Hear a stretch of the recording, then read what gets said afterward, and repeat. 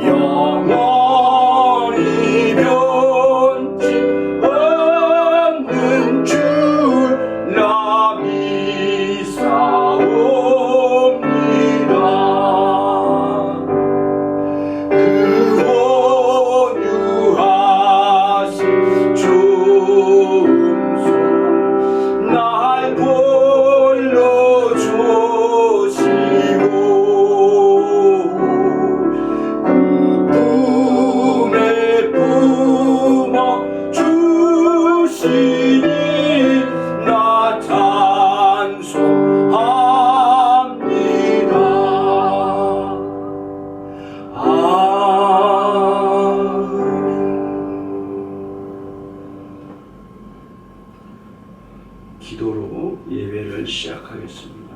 같이 기도하겠습니다. 수고하고 무거운 짐진 자들아, 다 내게로 오라. 내가 너희를 쉬게 하리라. 너희 목마른 자들아, 물로 나오라. 돈 없는 자도 오라. 너희는 와서 사 먹되 돈 없이 값없이 와서 포도주와 젖은 사라. 너희가 어찌하여 양식 아닌 것을 위하여 은을 달아주며 배부르게 못할 것을 위하여 수고하느냐. 나를 청종하라. 그리하면 너희가 좋은 것을 먹을 것이며 너희 마음이 기름진 것으로 즐거움을 얻으리라. 아멘. 찬송가 9장 1절과 4절로 함께 하겠습니다.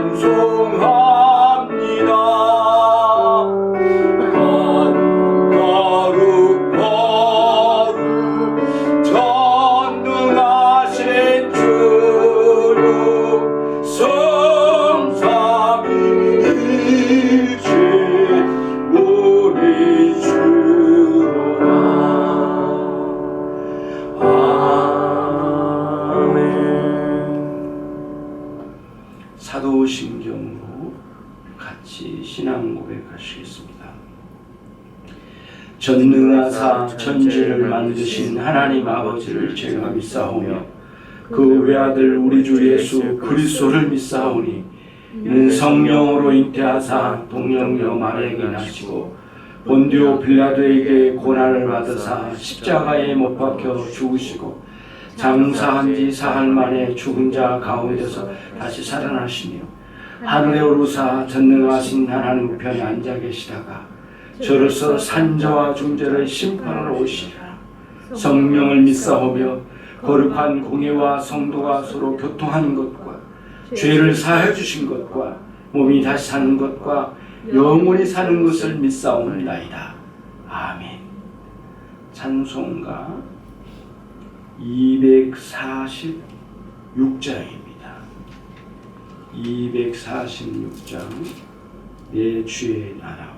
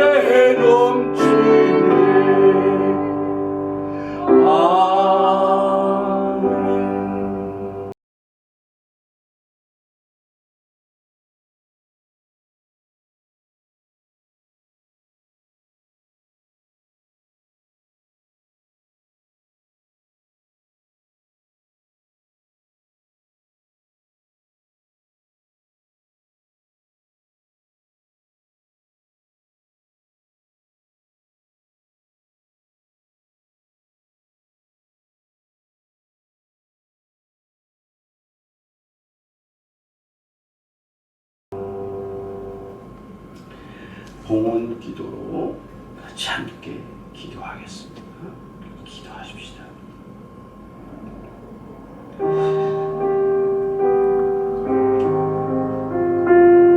주 하나님께서 특별하게 함께 해주시고 우리 가운데 복내주신 은혜 가운데 새롭게 우리의 심령들을 세워주시고 일으켜주심을 감사합니다. 주 성령의 말할 수 있는 은혜를 우리 가운데 허락해 주십시오. 생명의 말씀의 세계가 우리 가운데 있게 하시고 영생의 말씀이 우리 가운데 계시오니 우리가 어디로 가오리까? 우리 주님 앞에서 말씀을 익히 알아가며 주의 뜻을 발견하여 알아갈 때마다 감사함으로 그 말씀을 따라 순종해 가기를 기뻐하는 당신의 종들이 될 수 있도록 하나님이 역사해 주시기를 소원합니다. 내 주 하나님께서 우리 각 심령들 흩어져 주님 앞에 예비하는 각 가정과 심령들 위해 주의 성령으로 충만케 하시고 주님의 말씀이 그들의 심령 가운데 풍성하기를 소원합니다. 그리하여 이 말세지 말에 주님 앞에 살아가는 당신의 종들이 주의 말씀을 따라 순종하기를 기뻐하고 주님을 사랑함이 최고의 영광인 것을 우리 가운데 하나님 모두가 함께 이 마음을 품고 깨달아 심령 가운데 품을 수 있도록 역사해 주시기를 원합니다. 자비하신 하나님 아버지, 부끄러운 삶을 용서해 주시고 주님께서 우리에게 풀어주신 은혜를 따라 감사가 넘치는 우리의 삶이 되기를 소원합니다. 하나님, 부끄럽게도 하나님 주의 말씀을 따라 순종하기보다는 하나님 아버지 뒤로 물러설 때가 많았었는데 하나님 그때마다 부끄러운 우리의 삶이 아니었습니까? 하나님 아버지, 이러한 모든 일들을 주님 앞에 회개한 마음으로 엎드려 주님 앞에 용서를 구하오니 이 한 시간 주님께서 특별하게 함께 하시고 역사하사 우리의 심령 가운데 용서의 은혜를 허락해 해주시고 다시 한번 우리 주님의 말씀을 따라 순종하며 살아갈 수 있도록 일으켜 주신 이러한 역사가 우리 가운데 있기를 원합니다. 때를 따라 우리를 떠나지 아니하시고 우리 가운데 역사하시고 말씀으로 이끌어 주시고 성령의 능력으로 붙들어 주시는 놀라운 역사하심으로 우리 가운데 함께 하시고 이끌어 주신 주님의 은혜에 감사와 찬양을 드리지 아니할 수 없습니다. 각각의 심령들 가운데 어둠을 걷어주시고 구름을 걷어주시고 자비와 긍휼이 충만하신 우리 하나님께서 특별하게 함께 하심을 누릴 수 있는 심령들이 될 수 있도록 특별하게 함께 해 주시기를 간절히 소원하옵나이다. 감사하고 예수 그리스도의 이름으로 기도를 올리옵나이다. 이어서 우리 봉헌 기도와 설교자 기도로 함께합니다. 같이 기도하겠습니다. 자비와 긍휼이 충만하신 하나님 아버지, 무한한 감사와 찬양을 올려드리옵나이다. 한 주간의 삶을 보내면서 어지럽고 혼돈스러운 이 시대를 살아가면서 우리 주님의 은혜를 따라 살 수 있도록 특별하게 인도해 주셨습니다. 하나님 아버지, 하나님을 알 수 없는 무지함 가운데 방황하던 우리의 인생들을 주의 구원으로 이끌어 주시고 생명의 말씀을 따라 살아갈 수 있는 길을 열어주시고 특별히 교회에서 주님의 말씀을 들으며 살아갈 수 있는 신앙의 세계를 우리 가운데 열어주시사 주의 뜻을 분별하여 살아가는 위대한 신자의 삶을 살아갈 수 있도록 이끌어주신 은혜에 감사와 찬양을 올려드리옵나이다. 저희의 각 심령들 가운데 특별히 여러가지 은혜 가운데서도 생업의 은혜를 베풀어 주심을 감사합니다. 하나님, 사업장과 직장과 학업의 현장에 특별하게 함께해 주시기를 간구하며 그동안에 주님께서 베풀어 주신 은혜를 따라 살아왔음을 고백하며 감사합니다. 주 하나님 아버지, 특별하게 함께해 주십시오. 이 시기에 더욱더 주님과 동행하는 삶이 되게 해주시고 낙심한 영혼들을 일으켜 세워주시고 용기를 잃어버린 영혼들을 이루하시고 새롭게 하신 이리하신 주님의 은혜가 우리에게 필요하오니 공급해 주신 은혜로 새롭게 해주시기를 소원합니다. 각 가정을 일으켜 주십시오. 주의 은혜로 충만케 해주시고 언제나 그랬던 것처럼 주님을 향하여 살기를 소원하는 마음으로 주님 추구하며 살아가는 일생이 되도록 하나님의 역사해 주시기를 원합니다. 감사하고 흩어져 있는 모든 권속들을 축복하오며 예수 그리스도의 이름으로 기도 올리옵나이다. 아멘.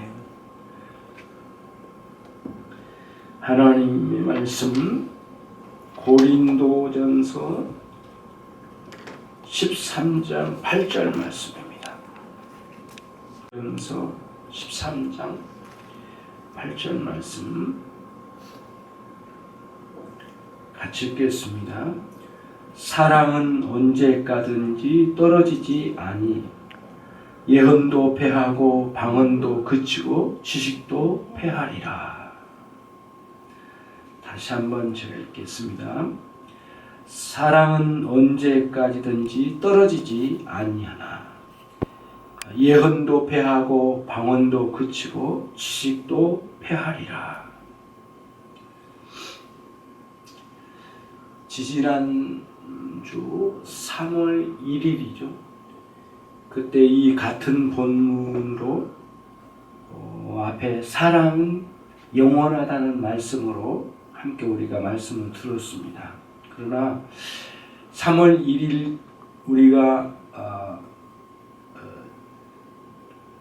3월 1일에 우리들이 설교를 들었는데 그때에는 뒤편 예언도 패하고 방언도 그치고 지식도 패하리라, 이 부분은 우리가 말씀을 듣지를 못했어요. 그래서 오늘은 오늘 8절 말씀의 하반절에 예언도 패하고 방언도 그치고 지식도 패하리라 라고 하는 말씀으로 함께 은혜의 시간이 되기를 바랍니다. 특별히 여러분, 고린도 교회에 현실적인 문제가 발생했어요. 왜냐하면 고린도 교회에 보내진 서신서를 보면 고린도 교회가 분명히 굉장히 역동적인 교회였던 것 같아요. 왜 그러냐면 그 12장에 기록되어 있는 여러 은사가 너희들에도 있음에도 불구하고 라는 의미로 기록된 것을 보아서 영적으로 굉장히 역동적인 교회인 것은 분명해요.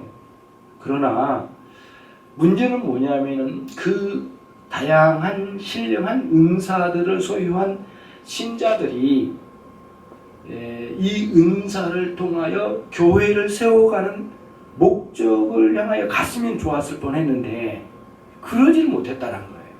결국에는 이 은사로 인해서 오히려 분열과 다툼이 일어나게 됐는데 자신에게 있는 신령한 은사를 통하여 자일귀신에게 허락해 주신 신령한 은사를 통하여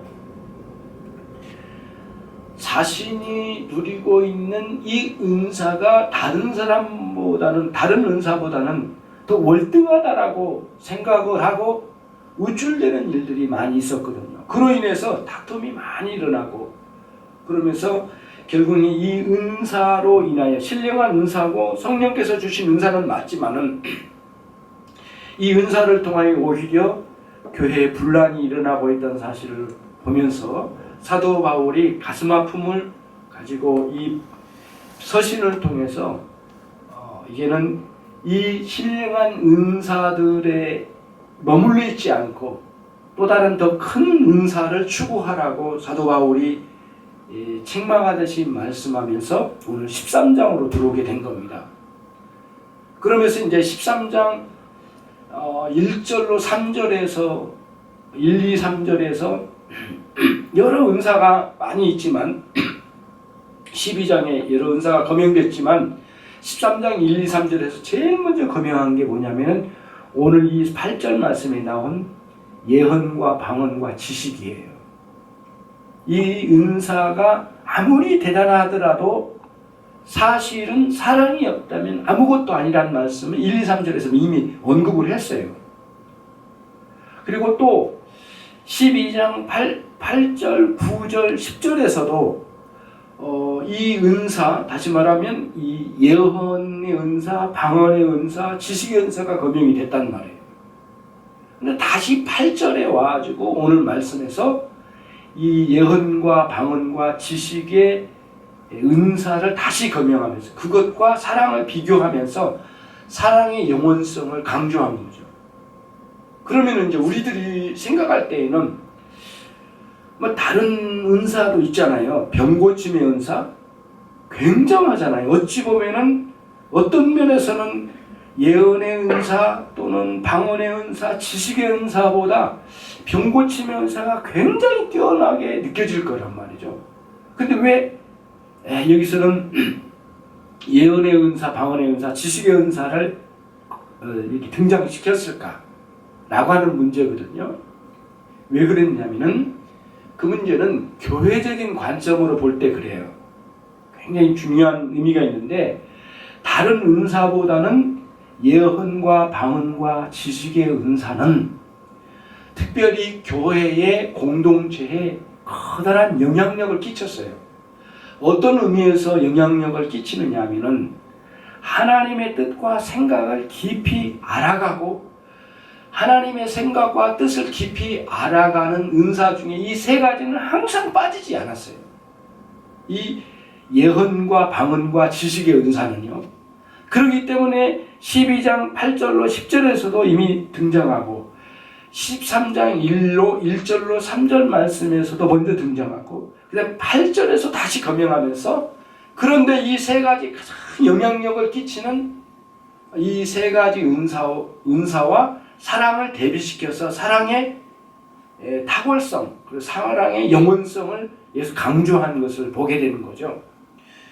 그런 의미에서 이제 우리들이 다른 병고침의 은사에 비하면 그래도 좀 덜하지 않을까라고 생각하겠지만은 사실은 교회가 하나님의 뜻을 깨닫고 하나님의 생각을 깊이 알고 그 말씀을 따라 그 하나님의 뜻과 생각을 따라 순종하게 하는 중요한 신령한 은사 중에 이 세 가지는 빠뜨릴 수 없다는 차원에서 특별히 사랑과 대조시켰다라고 보여져요. 그런 의미가 여기에 담겨져 있어요. 그래서 이 세 가지를 다른 은사를 대표해서 등장시키고 8절에서 사랑과 대조시켰다라고 여겨져요. 자, 그러면 이제 하나님의 뜻을 발견하고 그 하나님의 뜻을 깨닫고 그 하나님의 뜻에 순종해 나가야 되잖아요. 그런 일들이 실제로 성경이 완성되기 전에는 굉장히 중요하게 특별히 이 예언과 방언과 지식의 은사에는 더 굉장히 필요로 했어요. 왜 그러냐면은 자, 구약으로 가면 구약 시대 때는 선지자와 제사장과 왕직을 중심으로 이 예언과 지식의 은사와 같은 일들이 많이 풍성하게 주어져서 실제로 하나님의 뜻과 생각을 파악하여 순종해 나가는 결정적인 역할을 감당하는데 이 예언과 지식의 은사가 많이 동원이 됐던 거죠. 실제로 그랬단 말이에요. 그리고 구약시대가 끝나고 예수님께서 오시고 난 이후에도 여전히 예언과 지식의 은사는 굉장히 많이 중요한 자리를 차지하고 있었어요. 근데 문제는 방언이라는 은사는 오순절의 성령의 임하심에 불같이 임하시는 성령의 임하심과 함께 등장하는 첫 번째 방언은 첫 번 등장이거든요. 이 방언의 등장을 통하여 다시 예언과 방언과 지식의 은사가 여전히 성경이 기록의 완성이 되기 전까지, 다시 말하면 계시의 말씀이 완성되기 전까지는 여전히 교회에 있는 예언과 방언과 그리고 또 이 지식의 은사는 커다란 영향력을 끼쳐서 교회로 하여금 하나님의 뜻과 생각을 파악하여 순종해 나가게 하는데 중요한 역할을 감당한 거죠. 그러니까 기록된 하나님의 말씀과 다를 바 없는 권위를 가진 예언과 방언과 지식의 은사가 주어졌던 거예요.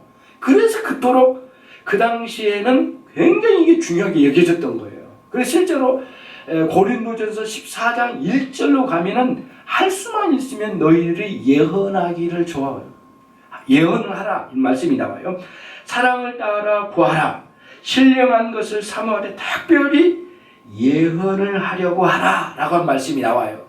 근데 그 예언이 뭘까? 첫 번째 중요한 문제인데 그럼 예언은 뭘까? 세 가지 우리 은사를 파악해 보려고 그래요. 예언이라고 하는 것은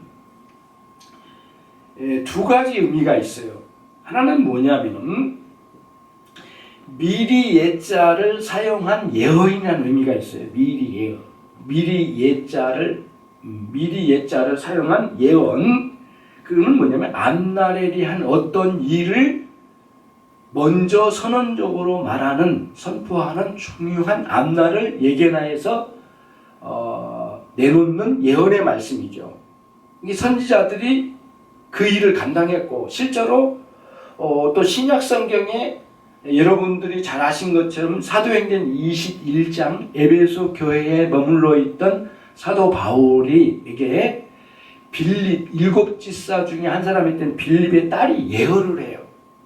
그래서 사도 바울이 예루살렘에 올라가면 안 됩니다. 왜냐하면 반드시 거기서는 붙잡힐 겁니다. 가지 마십시오 라고 하는 예언을 빌립 지사의 딸이 그 예언을 해요. 그리고 그 예언이 기록으로 남겨서 이 성경의 기록으로 남겨요. 그리고 또 사도 바울이 그걸 들어요. 그리고 그 예언의 말씀을 받아들여요.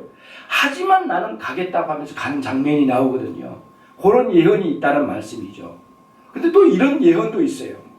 중요한 건데 사도행전 2장에 등장하는 건데요. 오순절의 성령의 역사하심의 직전에 있었던 일인데 사도 베드로가 구약의 말씀과 예수 그리스도의 말씀을 전체적으로 요약 정리를 해가지고 설교를 해내요. 그 설교한 내용은 구약의 말씀과 예수님께서 3년 동안 가르쳐 주신 말씀이에요. 그 말씀을 바탕으로 긴 설교를 해요. 사도 바울이. 그러고 나서 그 설교가 끝나자마자 성령의 크게 임하신 역사가 일어났어요. 이 예언, 그러니까 이것도 예언 사역이거든요. 근데 이 예언 사역은 무엇이냐면은 맡길 예자, 한문으로 맡길 예자를 쓴 예언이라는 거예요. 우리가 소위 말하는 그 예금 있잖아요. 예금. 그때 쓴 게 맡길 예자거든요. 예금이라는 단어, 이거 한자로. 그 맡길 예자를 사용한 예언이라는 말씀이 있어요. 그건 뭐냐면은 설교자들에게 하나님의 말씀을 맡겨주신 거예요. 그 맡겨주신 그 말씀을 해석을 하고 지식의 은사를 통하여 깊이 파악을 해서 그 설교로 꺼내는 거예요. 그러니까 철저하게 말씀을 바탕으로 설교를 해내는 거예요. 그런 일들이 그 하나님의 말씀이 완성되지 않았던 사도시대에 있었다는 거예요. 그런 일들이, 그런 그 미리 앞날에 대한 예견적인 말씀도 있지만은 하나님의 말씀을, 이미 주어진 하나님의 말씀을 근거로 설교하는 형태의 예언도 같이 있었다는 거예요. 그게 예언이에요. 그런 굉장한 중요한 얘기죠. 그래서 예언의 의미는 두 가지 그런 예언의 의미가 이제 있다라고 생각하고요. 그러면 이 예언은 당시의 사도시대에 이 예언은 굉장히 많은 역할을 감당한 거죠. 왜냐하면 아직 신약 성경이 완성되지도 않고 계속적으로 놀랍게 성령께서 역사해 주셔서 예언의 은사를 통하여 성도들에게 그 예언을 통하여 깊이 깨닫고 하나님의 뜻을 파악하여 순종하는 중요한 역할을 감당한 일이 예언이었기 때문에 중요하게 이 역할을 감당하게 된 거죠.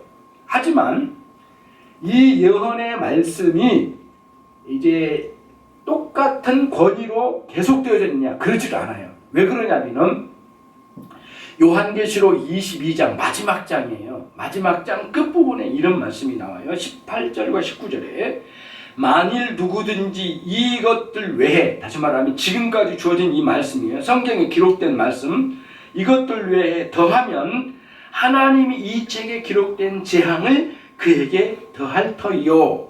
19절 만일 누구든지 이 책의 예언의 말씀에서 제하여 버리면 하나님이 이 책에 기록된 생명나무 및 거룩한 성에 참여함을 제하여 버리시리라.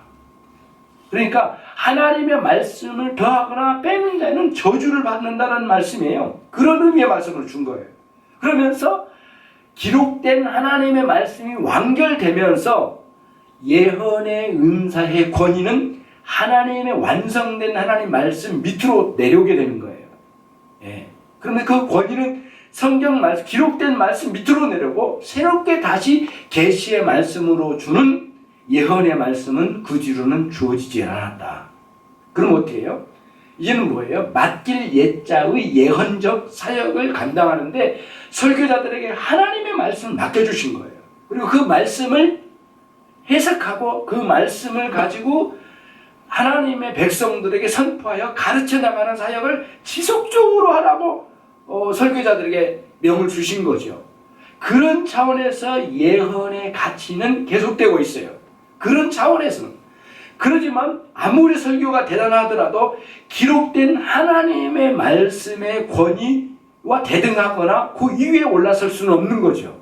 항상 하나님의 말씀 아래 있는 거죠. 그런 차원에서 오늘날 또 예언적인 차원, 맡길 예자의 예언적인 차원의 사역은 계속되고 있다고 하는 사실을 보여준 거예요.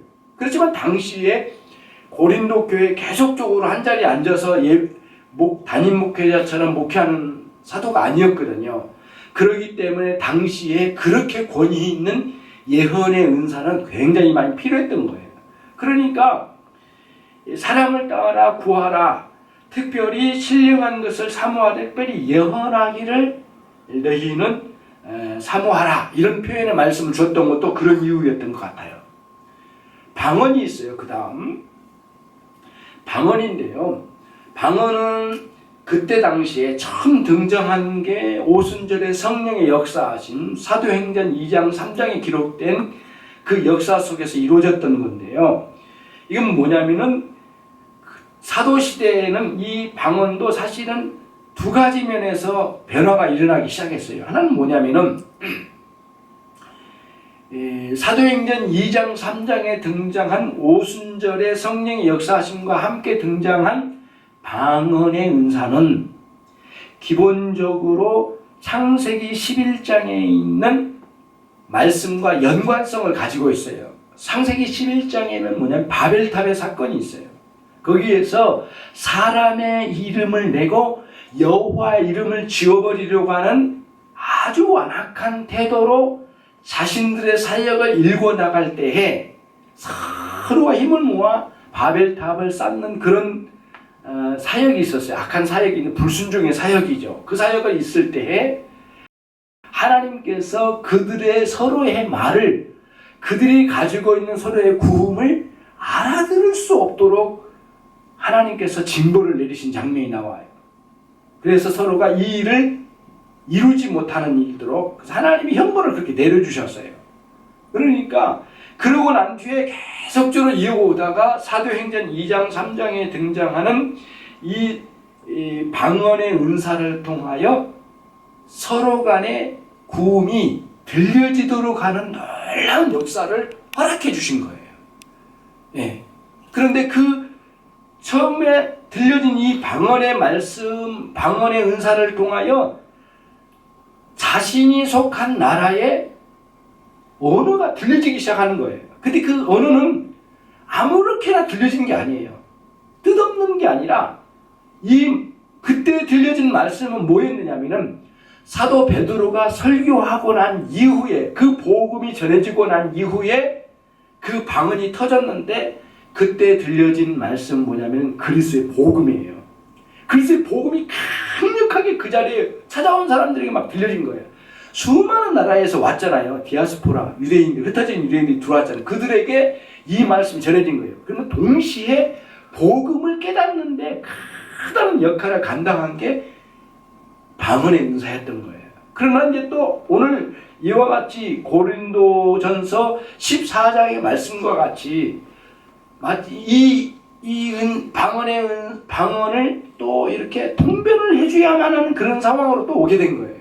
예. 그러면서 이제 이렇게 역할을 하고 이렇게 변화가 일어나겠는데, 아무튼 여러 가지 변화 속에서 이제 14장으로 와가지고 처음에 여기 이 사도행전 2장에 있는 방언의 이런 은사와 조금은 차이가 나게 이 통변의 은사와 같이 함께 또 있어야만 들을 수 있는 그런 상황으로 이제는 약간씩 변형이 좀 일어나긴 했지만은, 이런 식으로 사도시대에도 이미 방언이 상당히 변화가 일어나고 있는 것을 보여줘요. 그런데 이런 일들이 이제는 이후에 말씀이 종결되고 난 이후에 이런 은사들이 또까지 계속 주어졌느냐, 그러지 않다, 또 계속적으로 이 은사가 계속 있다, 그렇지 않다라고 하는 여러 가지 이런 설들이 이제 같이 있어요. 주장하는 사람들 있죠. 은사의 지속론주의자들이 있어요. 요즘 은사주의자들은 이런 은사가 똑같은 권위로 주어졌다, 그러니까 하나님의 말씀과 이런 은사는 대등하다라는 그런 개념으로 계속적으로 주어졌다고 생각하니까 오늘날 은사를 그토록 추구할 수밖에 없는 거예요. 왜냐하면 말씀과 대등한 권위가 있기 때문에. 그래서 은사주의가 나온 거예요. 그리고 또 아니다, 이런 은사는 완전히 끝났다, 전면적으로 끝났다. 그리고 요한계시록 아까 22장 그 말씀의 그 종결, 기록된 말씀의 종결과 함께 이 은사도 모두 이제 다 끝나버렸다, 이제는 없다라고 주장하는 은사 중지론주의자들도 있어요. 그렇지만 여전히 예언의 말씀과 지식의 말씀이 어느 정도 계속적으로 오늘날 또 이어져 온 거 보면 이 은사들이 완전히 100% 없어졌다라고 말하기는 쉽지 않아요. 왜냐하면 설교를 통하여 끝없이 하나님의 말씀을 깨닫고 그 말씀을 통하여 말씀을 전해주고 설교하고 또 가르치는 사역이 계속돼야 했으니까. 그러니까 완전히 없어졌다라기보다는 어느 수준에서는 이 은사가 잔존하여 오늘날도 이와 같이 맡길 예자에 쓰여진 예언의 말씀을 계속 이어갈 수 있는 시기가 지금도 이어져 가고 있다. 오늘날 이 시대도. 그럼 언제 이게 끝났냐? 이게 이제 오늘 말씀 8절인데 9절, 10절, 11절, 13절까지 넘어가면서 주님이 다시 오실 그때에는 이 모든 것들이 다 은사가 종결되고 그리스도께서 다시 오면 얼굴과 얼굴로 맞대어 보는 것처럼 확실한 때에는 이 지식의 은사, 방언의 은사, 예언의 은사 모든 것들이 종결된다라고 하는 해석을 가질 수 있는 그런 말씀으로 오늘 8절의 말씀 우리가 볼 수가 있다 이거예요. 처음에는 예언의 말씀, 두 번째는 예언의 은사, 두 번째는 방언의 은사였어요. 세 번째, 마지막 세 번째 지식의 은사인데요. 지식의 은사인데 이 말씀은 12장 8절에도 등장해요. 13장 8절에도 등장하지만 12장 8절에도 등장해요. 12장 8절에 지식의 말씀이라고 그노시스라고 하는 이 단어인데 이 말씀은 이런 의미가 담겨져 있어요. 복음의 신비한 깨달음, 이게 여기서 말하는 그노시스예요. 물론 단어 자체는 뭐 여러 가지 세상의 철학의 지식, 뭐 여러 가지 지식의 의미도 있지만은 이 본문에서 언급하고 있는 그노시스는 그리스도의 복음의 신비한 통찰력을 갖는 것, 이거를 말해요. 놀랍도록 그런 그리스도의 복음지를 깨닫는 거예요. 당대에 그리스도의 복음의 충만함 가운데 여러 교회들이 세워져 가고 그 복음을 기반으로 해서 교회들이 튼튼히 세워져 가는 중에 있기 때문에 이러한 지식의 은사를 통하여 그리스도가 누구신지, 그리고 그리스도께서 가져오신 이 복음의 놀라운 능력이 무엇인지, 그리고 그 복음의 내용은 무엇인지, 이러한 지식에 대한 깊은 깨달음은 매우 필요로 하는 거죠. 당시에. 물론 오늘날도 마찬가지고요. 그런 차원에서 이러한 하나님의 말씀과 하나님의 뜻과 하나님의 생각을 깊이 깨달아가면서 그 말씀을 따라 그 하나님의 생각을 따라 순종해 갈 수 있는 귀한 은사로 이 세 가지가 거명된 거예요. 그러면서 이 중요한 은사들, 멸시할 수 없는, 무시할 수 없는 이 은사 세 가지와 사랑을 경험하면서 그럼에도 불구하고 사랑은 영원하고 그와 같은 예언과 방언과 지식의 은사는 언젠가는 떨어지고 사라지고야 말 것이다. 하지만 영원한 하나님의 사랑은 만세전에 하나님 아버지와 우리 주 예수 그리스도와 성령께서 함께 관계 속에서 영원토록 누리셨던 그 사랑으로 우리를 구원하시기 위해 구원 계획을 이루신 아버지께서 당신의 독생자 예수 그리스도를 이 땅에 보내주시기를 계획하시고 그를 기뻐하시고 그 계획에 너무 기쁜 마음으로 순종하여 이 땅에 사람의 몸을 입고 오신 우리 주님이 그 놀라운 영원한 하나님의 사랑, 그 아가페 사랑을 가지고 이 땅에 오셔서 우리 가운데 나타내 주셨어요. 찾아오셔서 우리로 하여금 당신 자신을 계시해 주시고 깨닫게 해주시고 그 놀라운 사랑을 우리 가운데 부어주시고 하나님과 우리 사이의 관계를 이루게 하시고 그 관계 속에 그 사랑의 큰 끈함을 우리 가운데 허락해 주셔서 영원토록 사라지지 않는 사랑으로 우리와 관계를 맺으셨다는 거예요. 그래서 고린도 교회의 이 사랑은 어디로 가고 자신들이 누리고 있는 은사가 우월하다고 생각하고 타인이 누리는 은사를 멸시하거나 그리고 서로 경쟁 구도로 가지고 가면서 교회에 분란이 일어나게 되는 것은 너희들이 눈을 떠 더더욱 높고 크고 영광스러운 은사인 사랑이라고 하는 귀중한 은사에 눈을 뜨지 않고 있는 것은 어리석은 짓이다. 사랑으로 돌아오라. 물론 그 세 가지 은사를 멸시할 수는 없는 것이지만은 영원한 그 사랑으로 돌아오라 라고 하는 사도 바울의 책망과 같은 이 말씀이 우리에게 이렇게 주어진 거예요. 이런 은사들은, 이 여러 가지 은사들은 한시적으로 주어지고 또 이런 은사들은 수단으로, 다시 말하면 교회를 섬겨가는데 도구로 우리에게 주신 것이지만 하나님의 사랑은 당신이 우리를 사랑하실 때에 목적으로 대하시고 영원토록 버리지 아니하시고 함께 하시겠다고 하는 의미로 우리를 불러내셔서 그 사랑을 끝까지 이루어 가시면서 언제까지든지 떨어지지 않는 사랑으로 우리에게 주셨다는 거예요. 떨어지지 않는다는 의미는 두 가지 의미가 있거든요. 하나는 뭐냐면은 어떤 상황, 어떤 경우에도 이 사랑은 하나님과 우리 사이의 관계 안에 있는 이 사랑은 떨어지지 않는다, 실패하지 않는다라는 것을 의미하고, 또 하나는 뭐냐면은 시간적으로 영원토록 그 사랑은 멈추지 않는다는 의미에서 오늘 말씀 사랑은 언제까지든지 떨어지지 아니하되라고 하는 말씀이에요. 그러니까 우리는 사랑은 목적의 원리를 가지고 우리에게 찾아왔고 은사는 수단의 원리를 가지고 우리에게 주셨다는 거예요. 그런 차원의 은사와 사랑의 차이점을 두고 있으니까 우리가 오늘 눈을 떠서 볼 때 교회 안에서도 정말 남다른 은사가 있고 남다른 재능이 있고 달란트가 있고요.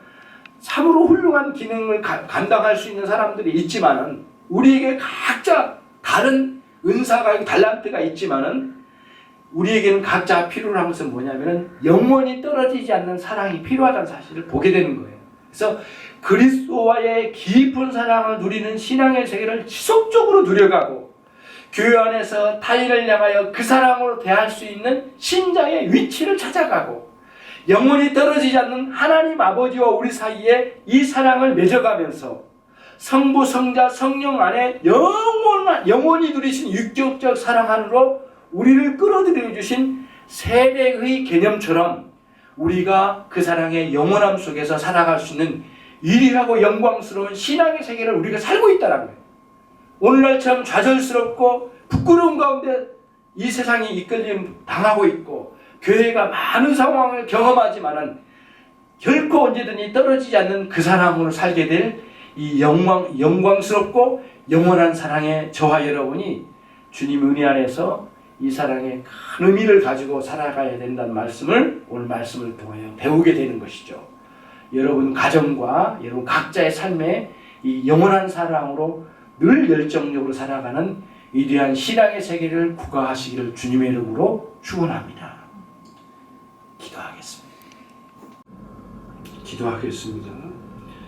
하나님 아버지, 계시의 말씀이 미완으로 있을 때에는 이런 은사들이 교회에 커다란 영향력을 미쳤지만 주의 말씀이 완결되고 난 이후에 우리가 주의 말씀을 통하여 하나님의 뜻과 생각을 파악할 수 있도록 특별한 은혜를 우리 가운데 허락해 주시며 영원히 멈추지 않는 그 사랑으로 우리를 붙들어 주시사 말씀을 통하여 하나님을 깨닫고 그 말씀을 따라 순종하는 아름다운 길을 허락해 주신 하나님 아버지, 무한한 감사와 찬양을 드리옵나이다.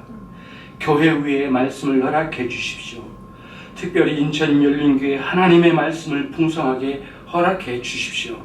그리하여 깨달은 하나님의 말씀을 따라 순종하는 당신의 종들이 가득하게 해 주시기를 원합니다. 주 예수 그리스도의 은혜와 하나님 아버지의 극진하신 그 사랑과 우리 성령님의 내주 교통하심이 이제는 영원한 하나님의 사랑을 통하여 살기를 원하고 그 사랑이 몸인 마음으로 살기를 원하는 모든 종들 위해 지금으로부터 영원토록 함께 있을지어다. 아멘. 감사합니다. 자비로우신 하나님, 우리의 신